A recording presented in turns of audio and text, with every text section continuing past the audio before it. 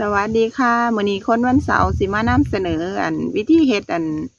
น้ำจุลินทรีย์แหมค่ะสังเคราะห์แสงนำไปใส่ในครัวเรือนนำไปใส่ในสวนผักต้นไม้ดอกไม้ประดับผักสวนครัวนี่คือจุดที่เฮ็ดไว้แล้วเป็นแล้วซ้ำเป็นหัวเสือแล้ว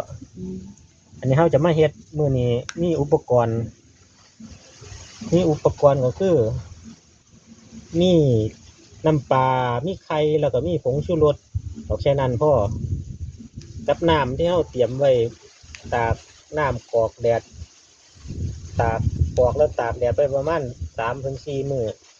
อันนี้เฮาใส่น้ำฝนให้น้ำหยังคะนี่น้ำอันไหนก็ได้ครับน้ำประปาก็ได้แต่ว่าเฮาเอามาตาก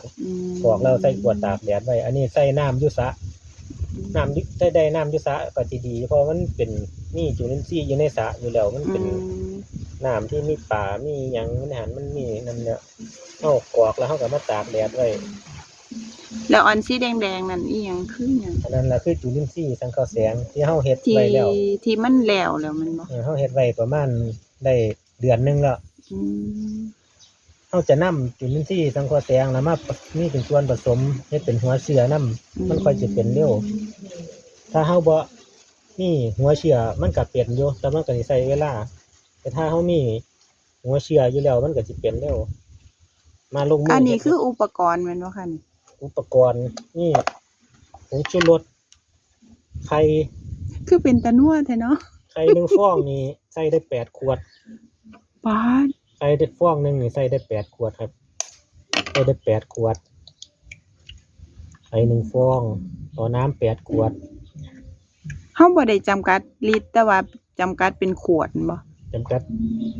มันสิพอดีนะ8 ฟองนึงสิไข่ได้ไข่ฟองนึงสิได้น้ำ8 ขวดสิพอดีมันเกินนั้นมันก็สิเจือจางเกินไปเฮาก็มีผงชูรสเอาช้อนกินข้าวเฮานี่ล่ะช้อนนี่ล่ะช้อนนึงเลยเต็มแล้วก็น้ำปลาเนี่ยสิใส่น้ำปลาทิพรสต้องน้ำปลายังก็ได้2 ช้อนเป็นตานัวแท้เนาะบัดนี้เสียงเพลงก็ม่วน2แล้วเฮาก็ตีผสมกันเฮาใส่เวลานี่จักมือค่ะเฮาจังสิฮู้ผลว่ามันอันนี้เฮาก็สังเกตเบิ่งว่ามันเป็นสีแดงนั่นคือใส่ได้แล้วเฮาก็บ่ต้องเปิดขวดก็ได้ครับเฮาตั้งตากแดดแล้วเฮาก็มาเขย่าขวดหรือเฮามานอนเอาขวดนอนลงหรือตั้งเป็นเขย่าจังซี่มันก็ได้นะครับบ่ต้องไปเปิดไล่อากาศไล่หยังมันก็ออกก็ได้ดอกอันนี้เฮาเปิดขวดไว้เลยบ่มีจังได๋บ่เฮาเฮ็ดแล้วเฮาก็ปิดฝาไว้นั่นน่ะเอาแล้วมันบ่มีฟองอากาศมีหยังอยู่ในหั่นติบ่บัดยามมันเฮ็ดตะกี้แหมเฮาก็เขย่าเฮาก็ตีส่วนผสมให้มันเข้ากันก่อนเข้ากัน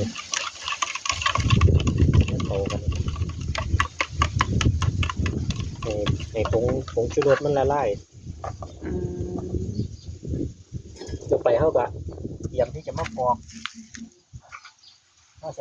ใส่